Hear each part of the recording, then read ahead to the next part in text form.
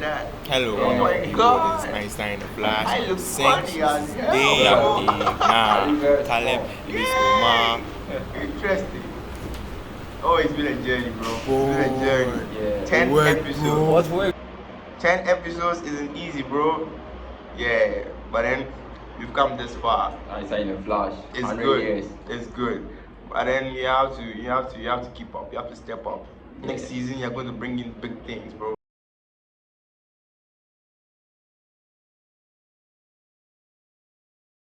Yeah, hello, wonderful people. There's another edition of Einstein in a Flash. I'm Caleb. This is Omar. But today is not like our normal edition. Today is a summarized edition. We are going to summarize everything that we've done from the first episode, from season 1, episode 1, to season 2, episode 10. Or it's 5. This is season 2, episode 5. That's a long journey, bro. We've come a long journey. Long journey. Yeah. Season 1, Season 1, season 2. Guys, Season 3 is going to be big. It's going to be big. It's going to be big. Big. Yeah. Okay, so let's get down to business, shall we? Yeah, so what I'm going to talk about today is what we've done so far, the concept behind everything that we talked about. But today we're going to elaborate, right? So we are going to have more of text so that you can be able to read and follow as we are explaining. Yes, and in this way you understand better what we've been talking about. Sometimes someone will be watching the video and be like, what are these guys talking about? What are they talking about? They're talking plenty. I want you to sit down, take a pen and paper, and then maybe jot down something, right? You might learn a lot, right? So let's get down to season 1, episode 1. Bro, we talked about time traveling through dreams.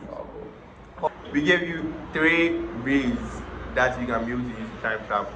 Yeah, we talked about Ant-Man's Quantumania. Yeah, I remember we said that. And then we were talking about, yes, traveling through time, going to the past, by creating all these paradoxes, grandfather's paradox, and then what have you, predestination paradox, yes.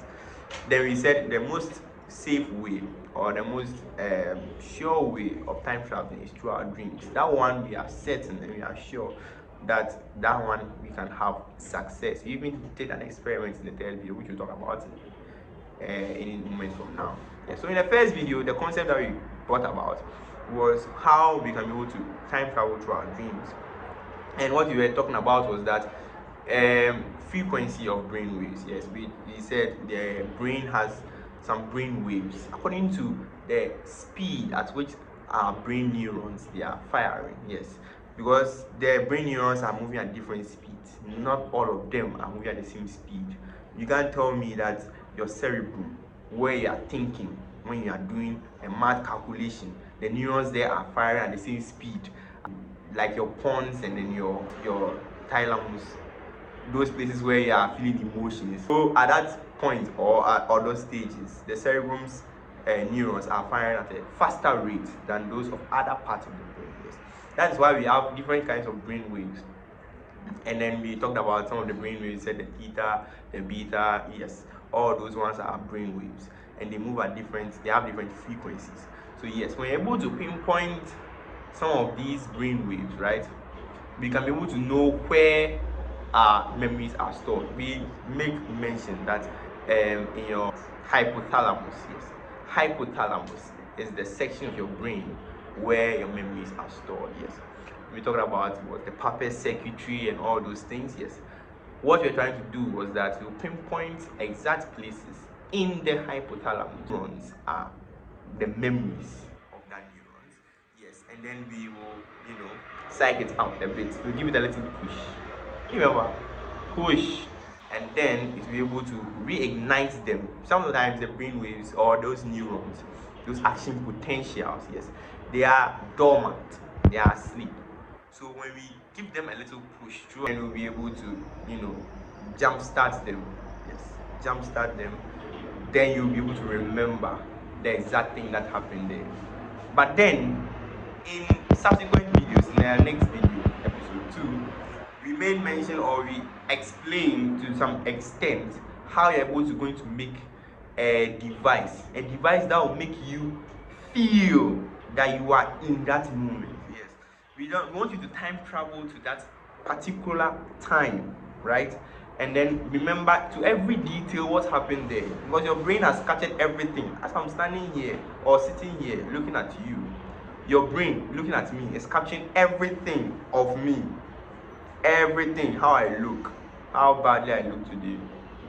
Yes, your brain is capturing everything of me. So the ability to recognize the exact thing that happened in that space that you find yourself within that particular time is what you are trying to accomplish. Yes. So with this, we will introduce some new device. The device that we introduced was a cognitive device. We call it a time traveling device. That was interesting. Yeah. So this time traveling device is like a headgear, and then we try I to. remember I time traveled. Remember? Yeah, we time travel, bro. Yeah. Hey, it worked, It bro. worked, bro. It worked, Right. bro. Yes. So with this headgear device, we'll be able to distribute our shock waves to these brain waves, our gray matter, and then yes, in our brains, and then it will activate these action potentials, and then we'll be able to live in that moment for that short second, like what will happen in the third episode. Yes, and with this, you'll be able to, relive those moments again. How fun it was to relive moments of the past. Cool. So fast forward after episode 3, we came to a concept of teleportation, and this concept, it was kind of simple. What we're trying to do was that we are trying to give conditions, So I remember right? you teleported a ball. Yeah. Hit you, ball. What? Came hit me. It hit you? I don't know. It was in the air. Like it hit like time travel. Yeah. What you're trying to do was that you're trying to make our space around us the same, with the same conditions, the same gravimetric conditions, right? Electrical conditions, electromagnetic waves should be the same as another place, right? So we're able to give these two places the same conditions, feed it the same amount of everything, air pressure, what have you, any quantity, right, that you can think of. We equalize these quantities in these two places, right? We feed them with equal quantities of these in these two places. What you're trying to do is that you're trying to make these places like portals, like interconnected in the four-dimensional world that we have. You're trying to equalize these spaces in time. That's why I said four-dimensional. Equalizing these spaces in time. And now what happens is that there's a loop that is created between these two spaces. When that loop is created, we need to teleport. We just pass through the loop, then we appear at the next place. Like what happened to Omar. Omar teleported and went to have fun. Yeah, I also teleported a ball. Yeah, I created some electromagnetic waves on a ball, or the region around the ball, in another location, and you can see that the ball teleported straight up, and it appeared there. Yes, so that's what happened in our first season of Einstein in a Flash. Then we went for a short break. When we came back, we came bigger. We came to continue our concept. Now let me tell you this is very important. All what we did from season 1 fast forward to season 2, they were interconnected.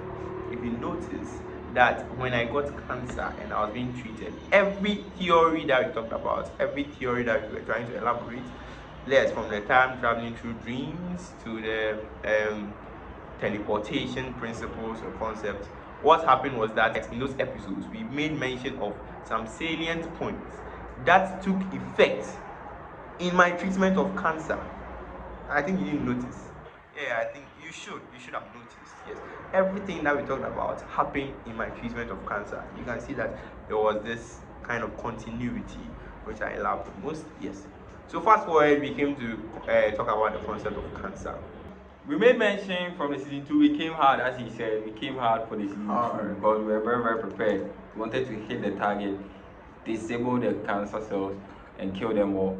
We talk about cancer. We said how cancer can affect the patient if you don't take care of yourself, using our magnetic lacing to protect ourselves, like the dome.